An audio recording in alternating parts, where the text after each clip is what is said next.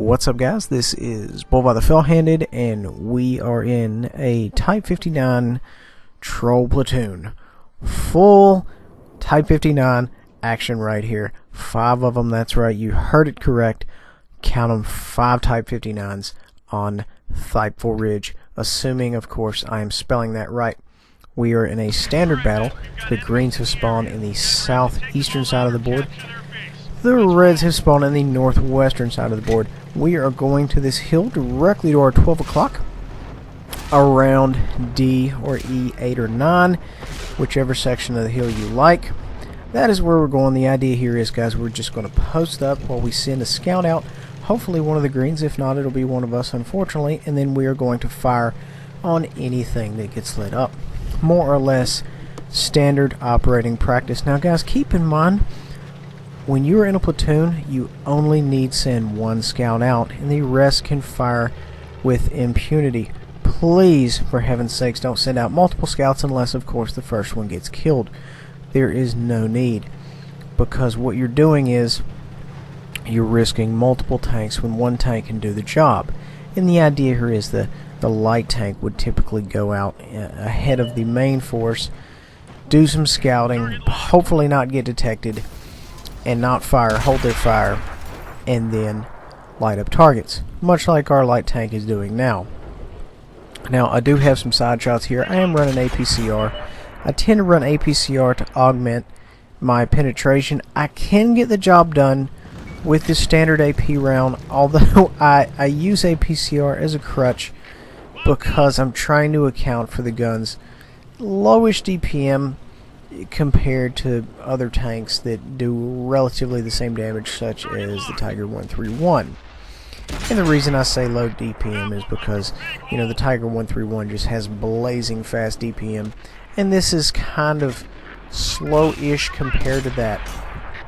So anyway, guys, to sum it up, I'm using this so that I can make every shot count, which, you know, is good for general purposes. I mean, you should always want to make every single shot of yours count, but you never know when you would have normally pulled a bounce versus when you ended up penetrating someone. Anyway, so guys, we are in an excellent position here. We have multiple shots on target. They really have no idea where we're at. They know we're on the hill. That's the extent of their knowledge. They came over with a lot of tanks that don't have super high camo value. So the idea here is our scout is spotting every single one of them, and we are just lighting them up to no end. Now, this gun, this accuracy on this 5.9 is not built for sniping, as you can see. I'm not really connecting where I want to connect, but you know, that's the nature of the beast, guys. You have to end up dealing with that if you're in this tank. This tank is an excellent multi-role tank. It can perform a variety of functions, none really fantastic, but it does all of them semi-well. If that makes sense. It's more or less a jack of all trades.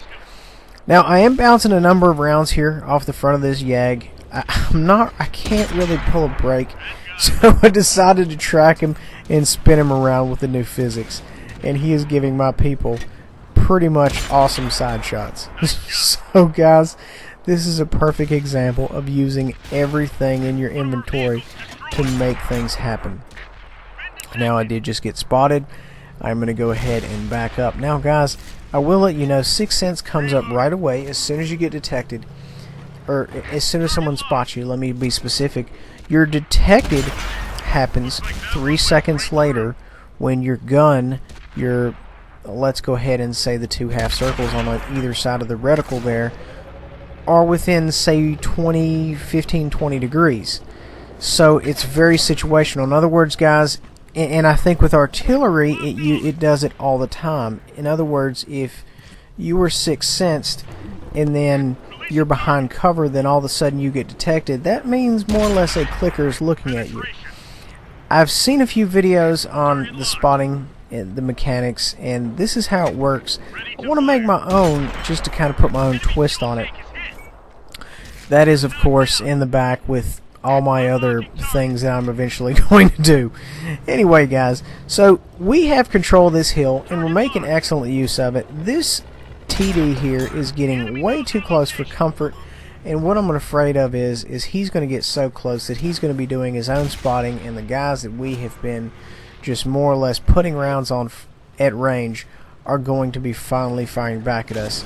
And I prefer my armed conflicts very one-sided. I prefer me and mine, so to speak, putting all the rounds on target instead of the enemy. Just pulled a bounce there. It looked like at the side of the turret or the top of the upper plate there at the very extreme top. Either way there, very awesome bounce. Type 59, you're never truly guaranteed a penetration against this tank. It is that crazy. Now, I'm making excellent use here of this house. This house is known as hard cover. It will not be destroyed, aside from maybe the roof catching on fire if a clicker hits it. Other than that, we are 100% fine as far as cover goes. You also, guys, have your soft cover, your disposable cover, your destructible cover, such as houses, things of that nature. So you definitely want to go for hard cover if you can absolutely find it. Of course, that may not always be the case. Rocks and hills and things like that are also known as hard cover, obviously. Now, guys, we are holding this hill down, lock, stock, and barrel. This is our hill. Excellent on the move shot right there. Just pulled one off. And the smaller targets, the faster targets, especially with this tank, are infinitely harder to hit. Anywho, we have held this hill more or less the entire game, and it's worked out so far fantastic for us. And that's kind of what you want to do, guys, is when you get in an excellent position, you just want to maintain that position, hold that position. Of course, like I say, it's completely situational, depending on everything. If you are getting rolled, obviously you need to fall back, reposition. However, we are not getting rolled. We are the ones actually up here doing work, putting rounds down range. So we're in a perfect spot. There's no need for us to move, nor do we have any plans on it. Putting some excellent rounds here. You know, and guys, you really just need to practice with this gun, with this tank, to get your velocity down. That's what it all boils down to in this game, is getting your velocity down. If you don't get your time travel to target correct, your shots are going to be off ever so slightly. And in this game, ever so slightly makes a world of difference. You know, you're going to go from a lot of pins to considerably less pins if you can't connect with your targets. And that's just bottom line good tanking, which is what I'm trying to show you guys. Now, this game has been an excellent outtake of someone going out scouting and then you more or less just soaking up all the damage, and I have no problem with that. That's actually the way we did business today, is how it is supposed to work.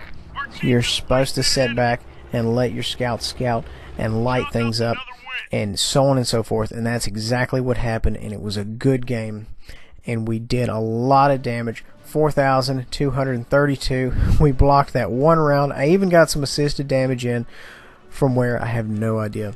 Guys, I hope you enjoyed it. Love it, don't like it. Please subscribe. We'll see you guys next time.